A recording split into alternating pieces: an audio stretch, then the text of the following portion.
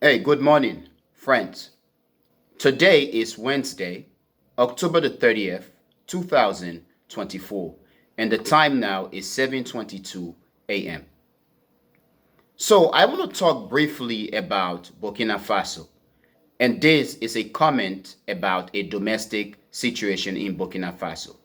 Therefore, my friends, you are watching the playlist series, The Trends and Headlines in African Politics, Culture, and Domestic Affairs.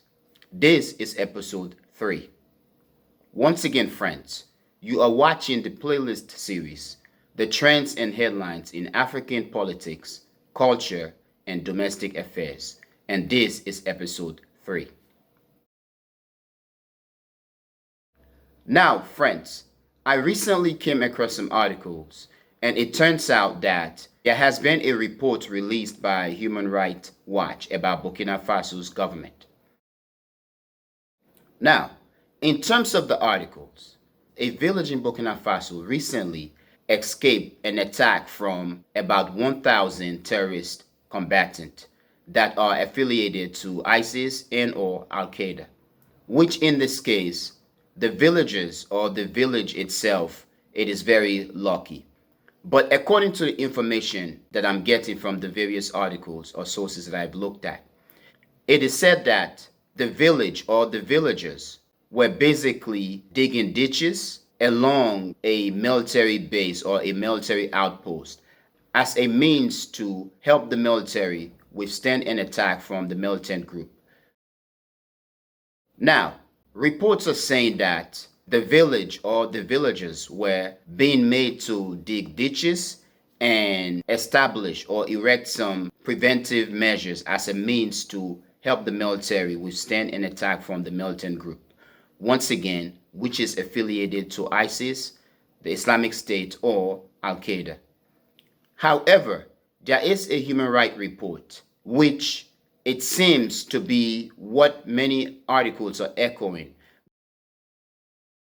Now, my friends, it is said that the terrorist groups or the terrorist combatants in Burkina Faso have killed thousands of people and have led to the displacement of about 2 million people in the country or in the region. Now, I do not remember, I cannot recall the exact number because the Sahel region is vast. However, for a village in Burkina Faso, a country in the Sahel region of Africa, which for the past few years have been experiencing several coups and displacement and unrest as a result of terrorism. For such a village to escape an attack by 1,000 combatants is a big deal. And I am happy that the villagers or the village was able to escape the attack. According to reports out there, or what many of the articles or sources are saying, is that once again, the military group or the army had required or demanded or forced civilian groups or villages to erect or construct ditches and other preventive measures as a means to withstand attack from the combatant, the terrorist group. However, Human Rights Watch is saying that the Burkina Faso government or the military has been forcing civilians, or in this case the villagers, to dig the ditches and to do other labor, which in this case they are not being paid for.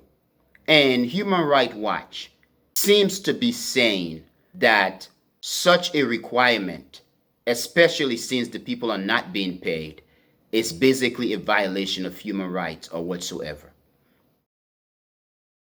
One thing I know throughout Africa, in many countries, there are things where governments can require civilians to do certain things, whether we are talking about peacetime. I know in Sierra Leone, there is this thing where I think every last Saturday in a month or so, there is a general cleaning day. Nobody go anywhere until after 12 p.m. This means that people are in their homes or in their neighborhoods, their community, on their streets, cleaning. The only way or the only place people go to is to and from the dumps, disposing their dumps, and so on. Now, friends, I don't know how serious this violation of the people that Human Rights Watch is accusing the Burkina Faso military government of. I don't know how serious it is, and I don't know how far, in this case, the extent to which the violation, the so-called violation, goes. However, if we have to accept the fact that Burkina Faso has been experiencing terrorism and the fact that about 2 million people have been displaced, the country of Burkina Faso, as many know, has been experiencing a lot, especially with terrorism. So if that is the case, I do feel as if Human Rights Watch and many of the sources, the articles out there that seems to be criticizing the Burkina Faso military or military government of the so-called or the alleged forced labor or forced laboring of the people as a means to fight the insurgency, I think to an extent it's unfair. My point here is, had Burkina Faso been a country in the West, in Europe, or in North America, would Human Rights Watch have made similar accusation or allegation against that government? Now, my friends, I'm not trying to be offensive and I'm not trying to be unfair to Human Rights Watch or to the other sources out there. I'm just basically trying to call out what I see as unfair because I do feel as if Burkina Faso, the government and the military must be given at least a tiny bit of consideration. But if it is indeed found that the military or the government of Burkina Faso is actually forced laboring its people and mistreating the people, then in this case, the allegation and what Human Rights Watch and others are saying is right, and we should accept it as such. Now, the situation in Burkina Faso is very tricky, and many articles, whether we are talking about Western articles, and I saw an article even from an African entity that seems to be making criticism of or at the or against the Burkina Faso or Burkina Fasoan government. The situation is very tricky because it is said that many of the villagers, in this case, the village or villages that escaped attack from 1,000 terrorists, it is said that many of the villagers had refused to partake in the work. However, they were threatened by the soldiers that they are going to beat them if they refuse to work. On the other hand, it is said that the terrorists are saying that they are targeting civilians because they see civilians as entities that are relating to the government or related to the government that are engaging in government or military activities against them.